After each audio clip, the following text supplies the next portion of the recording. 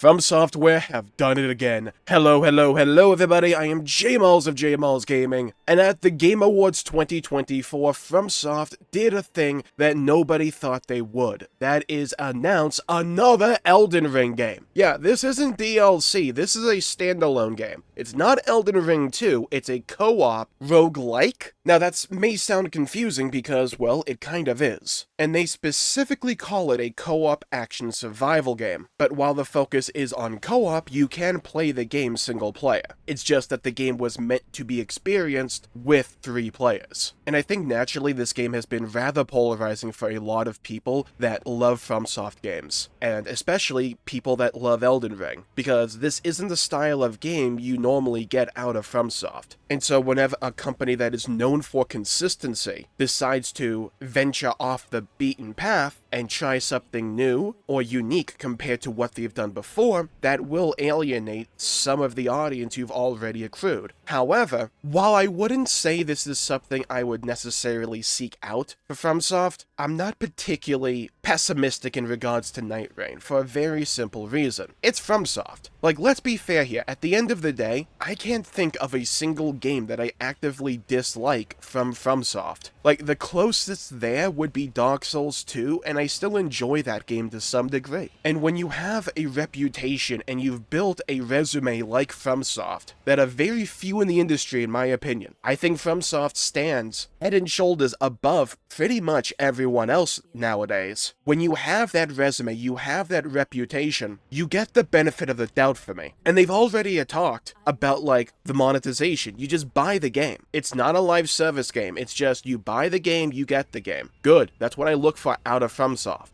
And I think when you come off the back of something that was as big as Elden Ring was, you have 2 paths to follow. One path is the path that a lot of other big companies in gaming would do, and that is you stick with that formula and you double down on it, and you say, this is what worked, this is what made us really break out in success, we're going to double down on this, we're going to really drive this home, and we're going to saturate the marketplace with games and ideas like this. Or you go the other path and say, okay, what worked about this? How can we try to do new things and recapture that same spark that Elden Ring and a lot of their other titles had, but not deviate too much from what people like? And I believe like Miyazaki or someone else at FromSoft have talked about this before, that they're not making Elden Ring 2, which Nightreign clearly isn't. It's a far smaller project. I'm kind of glad they're not going in the direction of just capitalizing on Elden Ring and just sticking with making games to that scale and size and scope like Elden Ring was, because I think some of where FromSoft really shine is in those smaller scale experiences. Your Armored Cores, your Bloodborns, your Dark Souls, your Sekiros, pretty much every other game they've made. I love Elden Ring to death, it's one of my favorite games of all time, but it is a game where when you have that same size and scope and you keep trying to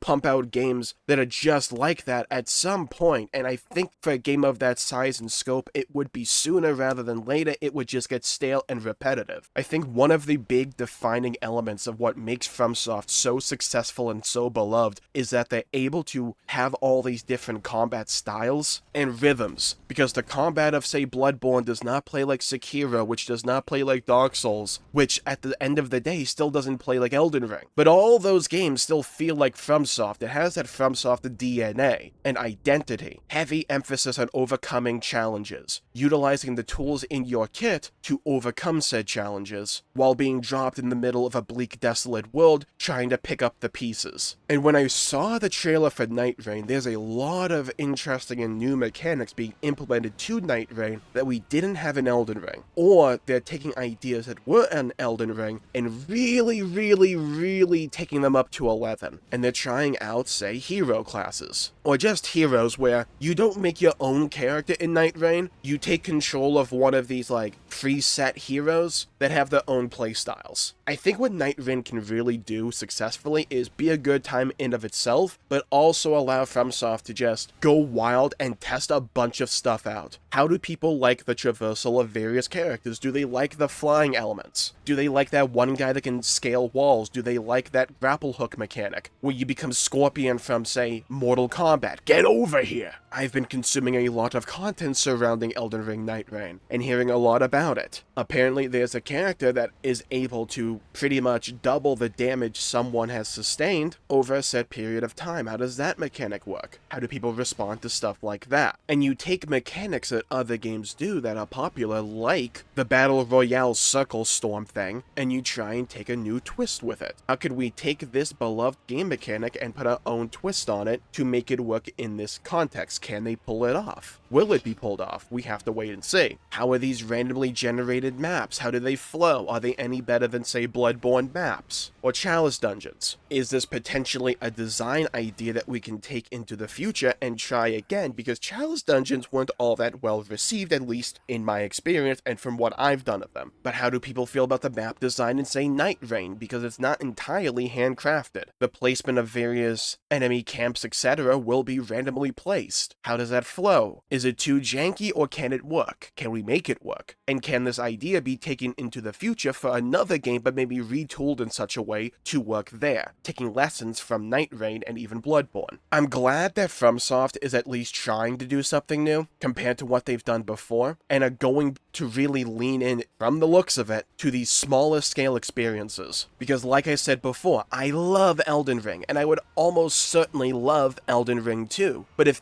if we then got Elden Ring 3 and 4, and all their games were in that style, at some point, I imagine quite a few people would miss that more controlled, smaller scale level design from games like Bloodborne, Sekiro, Dark Souls 1, 2, 3, Demon Souls, stuff like that. And I imagine at some point that would become creatively stifling for them. And I don't think anyone particularly wants that. Not everything needs to become a series. Not everything needs to be milked to Kingdom Come. Granted, that's what you could technically call Nightreign if you really wanted to, but I think there is a difference between milking something and saying, let's take something that people already love and just have a bunch of fun with it. I know there's been some controversy surrounding the use of Dark Souls characters and bosses in Nightreign. I welcome it, because this is supposed to be a sandbox. Just throw everything in this enclosed environment and see what happens. You know how fun it could be absolutely bodying Nameless King with a couple buddies? Dude, I love the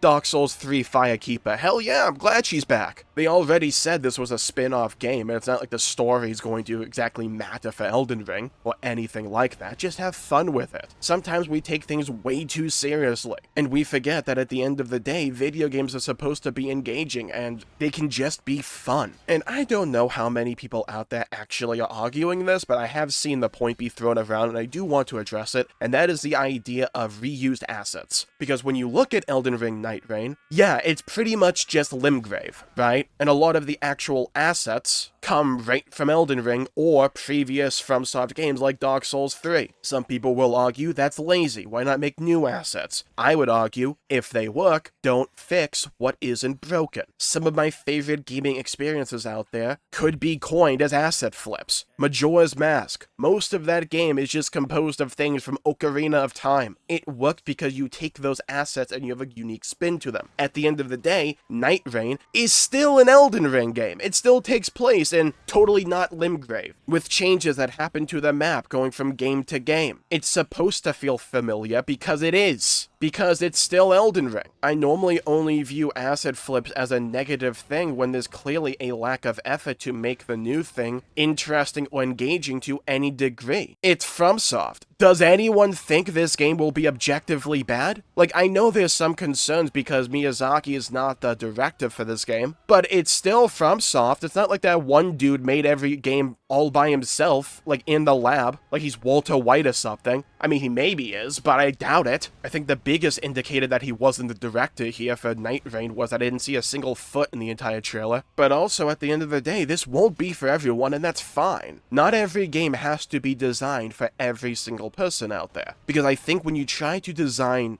gaming and games overall to appeal to everyone, you end up watering down the experience in the hope and desire to not upset anyone. anyone, but that means you don't particularly excel at anything. If you've engaged in any way with the fandom of FromSoft, whether it's Dark Souls, Bloodborne, Sekiro, or Elden Ring, you know there's a lot of opinions that get thrown around. People have their favorite entries for whatever reason, and at the end of the day, it largely just comes down to personal preference and what you prioritize and what you want really honed and executed well, because that makes a more enjoyable experience for you, and there's nothing wrong with that. There's people out there that love Bloodborne for whatever reason. I love Bloodborne. Has some of my least favorite bosses in the franchise, and by franchise I mean FromSoft, but I still love the game regardless, because I love the tone, I love the atmosphere, I love the actual gameplay. Game runs like crap because lol, inconsistent 30 FPS PS4 game, but I still love it in despite of all of that. I thought I was going to hate Sekiro, and I ended up really falling in love with the story and the characters, and the actual gameplay is so smooth, and I absolutely adore Dark Souls and Elden Ring. I love the build variety, and I love how the games lean into that customizable RPG. You can take these games as super serious and hard if you really want to, and bash your head against a brick wall, or change up your build and play smart, and notice that the game rewards you for playing that way. What I'm trying to get at here is that at the end of the day, Nightreign is not going to be for everybody, and that's fine, but I think it will be for some people. I'm not too concerned about the quality of the actual experience. Hopefully the servers, hold up. Speaking of which, I think they're doing a console server test or something in January. I think the best comparison I can make here for Elden Ring Nightreign is that it seems to me like candy. Whereas, like, say, Elden Ring by itself is a full meal. Delicious. Extravagant. Fills my belly. Nightreign seems like a game that's a sweet. I have a craving. I want to drop in for a game. Play with some buddies maybe. Nothing too serious, but something that's just fun and simple. That hits the spot that I needed to, I'm not going to only eat candy, right? Because that's not nutritious. That's not filling in the long term. But after having a full meal, having a nice little dessert, I think is fine. Nothing wrong with that. I'm interested in seeing more of Nightreign because the actual gameplay looked really fun and crazy and wacky. And I'm just wondering if you can fly after Nameless King with the wings that the game showcased in the trailer, because that... Ooh, imagine flying up to Nameless King as you got two buddies on the ground level trying to bring him down or dodging his attacks. You fly up to him, jump on his back, and dismount him. How cool could that be? That's probably not going to be in the game, but this game seems like it's going to be a game that leads to stories and scenarios like that happening. Obviously, we need to see more, absolutely, but I think at the end of it all, this is a good sign. They're not willing to rest on their laurels. They're willing to go outside their comfort zone and try something new. And while they may use something familiar to bolster it, this still looks completely different gameplay-wise and in terms of how this game will feel. And I'm glad they're going to these smaller scale experiences. I want to see a spiritual successor to Bloodborne and Sekiro, or another game like Dark Souls, where the world is more smaller and handcrafted, has that brilliant world design and that unique feeling. I'd love them to go in that direction, and that seemingly is what they're doing. Because at the pace they're going for like one big release every year. 2022, Elden Ring. 2023, Armored Core 6. 2024, Shadow of the Erdtree. 2025, Nightreign. Maybe they up that pace, or they continue that pace. Who knows? We'll have to wait and see. So leave a comment down below with your thoughts, your opinions on Elden Ring Nightreign. Does it look up your alley? You probably gonna dodge this one? Do you like this direction FromSoft is going? Do you not like it? Do you just want them to keep pumping out Elden Ring proper games? Let me know. I'd love to hear your thoughts and hear your opinions and hear your perspectives. Stay safe. Have a great day. I'll see you all next time. Bye-bye, everybody. Until we meet again.